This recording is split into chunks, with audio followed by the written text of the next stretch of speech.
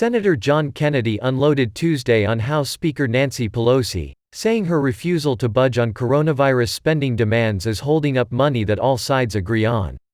The Louisiana Republican senator told reporters, "If that's her position, she needs to go to bed. She's drunk. There's no way that proposal was going to pass the United States Senate before, and it's certainly not going to pass now." Mrs. Pelosi had been eyeing a $3 trillion bill, while Senate Republicans were looking at something in the $1 trillion range. The White House had been trying to negotiate with Mrs. Pelosi on a bill in the middle, but they were unable to reach a deal before the election, and it wasn't clear Senate Republicans would go for it anyway. Mrs. Pelosi is staring at the rising number of coronavirus infections, and calling for a massive cash infusion. She says any bill must crush the virus. Republicans are looking at a quickly improving economy and figuring the size of a new package doesn't need to be so large. They also point to add-ons Democrats demanded, such as election rules changes, as extraneous to combating the pandemic.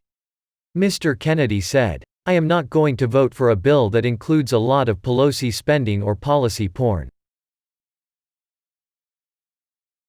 Senate Majority Leader Mitch McConnell was elected Tuesday to lead the GOP conference for yet another term. The Kentucky Republican defeated Democratic challenger Amy McGrath by nearly 20 points last week to secure his 7th term in office. First elected as GOP leader in 2006, and the party whip before that, Mr. McConnell continues to hold the record for the longest-serving Republican leader. The rest of the GOP leadership team remained the same as well, with the sole exception of Senator Rick Scott. Senator John Thune of South Dakota is the party whip, Senator John Barrasso of Wyoming is GOP conference chair, Senator Joni Ernst of Iowa is vice chair, and Senator Roy Blunt of Missouri is the policy chairman. Mr. Scott, Florida Republican, is the newest addition to the leadership team, as the chair of the National Republican Senatorial Committee. The position was previously held by Senator Todd Young of Indiana. Mr. Scott said, "I know the job is to make sure we have a Republican majority in the Senate. First, we got to go win in Georgia.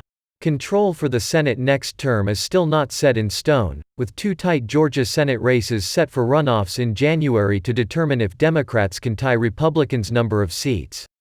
Senate Minority Leader Charles E. Schumer was also elected to lead the Democratic Conference for a 3rd term, a Senate Democratic aide confirmed. The Senate leadership team also remained mostly the same, bringing on members from both ends of the party such as progressive Senator Elizabeth Warren, Massachusetts Democrat, as conference vice chair and more moderate Senator Joe Manchin, from West Virginia, as Democratic Policy and Communications Committee vice chair. Senators Cory A. Booker of New Jersey and Catherine Cortez Masto of Nevada were both new additions to the team as DPCC vice chair and outreach vice chair, respectively.